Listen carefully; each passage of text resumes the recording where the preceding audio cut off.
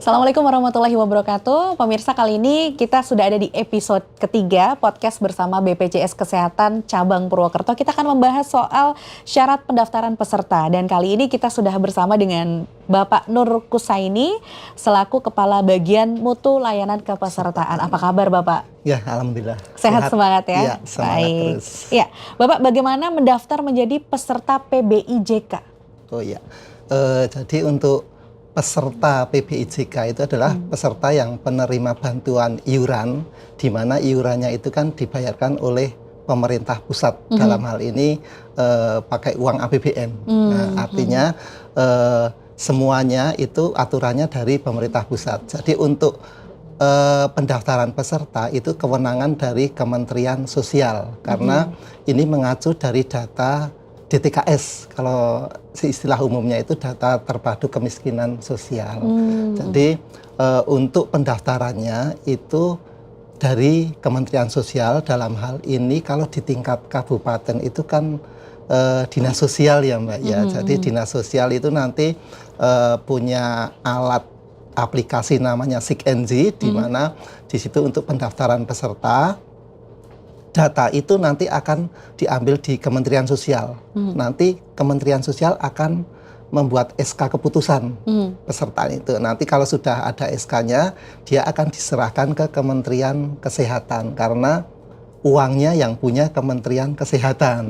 Kalau daftarnya yang berwenang Kementerian Sosial, kalau uangnya Kementerian Kesehatan. Nanti setelah diserahkan ke Kementerian Kesehatan, baru diserahkan ke BPJS.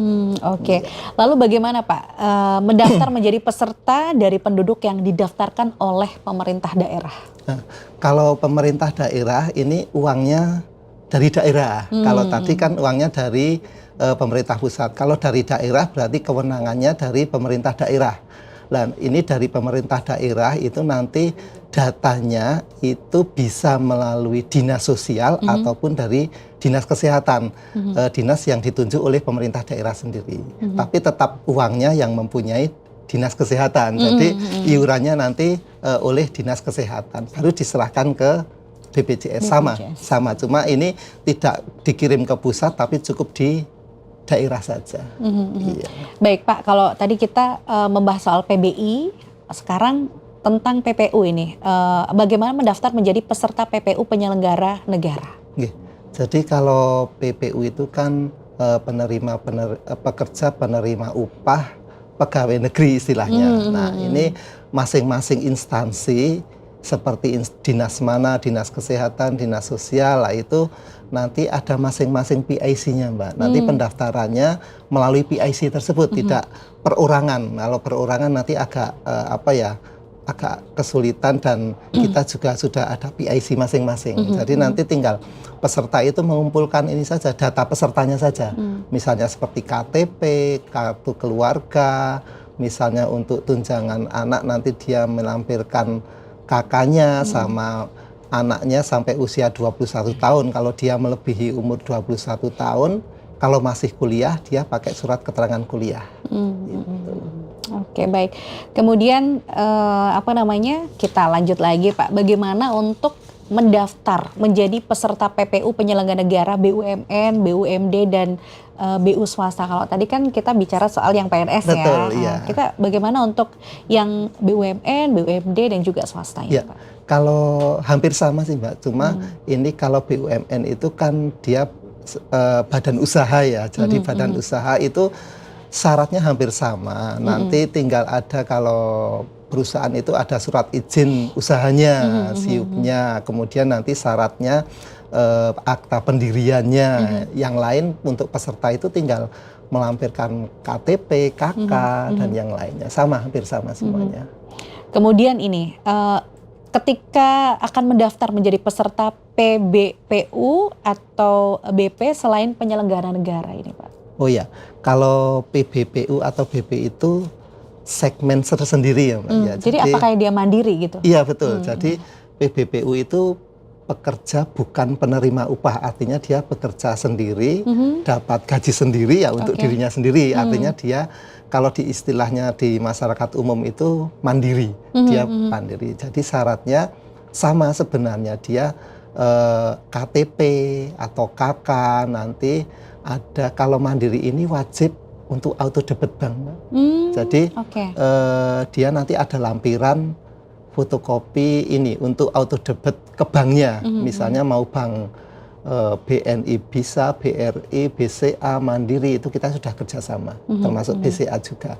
Nah itu untuk auto debitnya nanti peserta sendiri yang ke banknya memang. Tapi untuk pendaftarannya syaratnya ya KK, KTP itu aja nanti. Iya. Identitas diri itu penting sekali ya untuk betul, iya. Kita mengurus. Iya, kita sekarang mengacu ke data Capil. Jadi identitas tunggal peserta JKN BPJS Kesehatan itu adalah NIK sekarang. Iya. Oke, baik Pak. Kemudian untuk bayi yang baru lahir ini Pak, kan dia juga punya hak untuk mendapatkan jaminan kesehatan ya. Seperti apa Pak? Jadi kalau bayi baru lahir itu wajib didaftarkan, Mbak. Jadi kalau misalnya segmen PBI itu otomatis menjadi tanggungan negara juga sesuai dengan orang tua. Kalau pekerja penerima upah yang PNS otomatis sudah masuk di include di itu jaminannya sampai 3 anak. Iya. Ada pembatasan sampai 3. Iya, sampai 3 anak karena iurannya kan totalnya kan 5% dari gaji itu. Jadi 5% itu maksudnya untuk 5 personil peserta, istri atau suami dan 3 orang anak. Itu maksudnya. Jadi termasuk nanti bayi baru lahir. Kalau bayi baru lahir itu kan kadang belum mempunyai nama. Juga belum didaftarkan ke Capil, jadi selama 3 bulan masih pakai identitas dari orang tuanya. Dari si ibu. Iya, jadi nanti setelah 3 bulan baru di update untuk datanya kalau sudah masuk di Capil. Kemudian untuk ini Pak, pendaftaran bayi yang baru lahir, apakah setelah 3 bulan baru bisa didaftarkan atau pas 0 hari itu sudah bisa kalau diproses? Pendaftaran bayi baru lahir langsung. Langsung bisa langsung ya? Setelah lahir itu nanti kalau dia sudah ada surat keterangan lahir dari bidan atau dari rumah sakit itu sambil dilampirkan dan identitas dari orang tuanya itu didaftarkan ke BPJS. Lah selama 3 bulan dia diusahakan untuk mengurus ke Capil untuk mengurus kakaknya. Lah nanti kalau kakaknya sudah turun sudah dapat NIK nanti diurus ke BPJS untuk membetulkan istilahnya untuk ini ya. Update data yang tadinya pakai identitas orang tua sudah mempunyai identitas sendiri. Oke, artinya dari beberapa jenis tadi kan disebutkan juga ada PBPU dan BP, kemudian PPU dan juga jenis JKN yang lain itu persyaratannya hampir sama ya Pak? Hampir sama, untuk bayi lahir dari peserta jaminan kesehatan PBPU dan BP itu. Iya, betul. Yang penting kalau dari pesertanya kan KTP itu dari identitasnya, untuk yang lainnya kan mengikuti dari data dari orang tuanya. Ya. Jadi kalau misalnya yang mandiri itu kan nanti tinggal melampirkan surat keterangan lahirnya sama identitas dari orang tuanya saja. Baik, tadi ada istilah yang menyebutkan bahwa mumpung sehat, ayo didaftarkan, jangan menunggu sakit. Begitu. Apalagi untuk bayi yang baru lahir ini ya Pak ya, harus segera.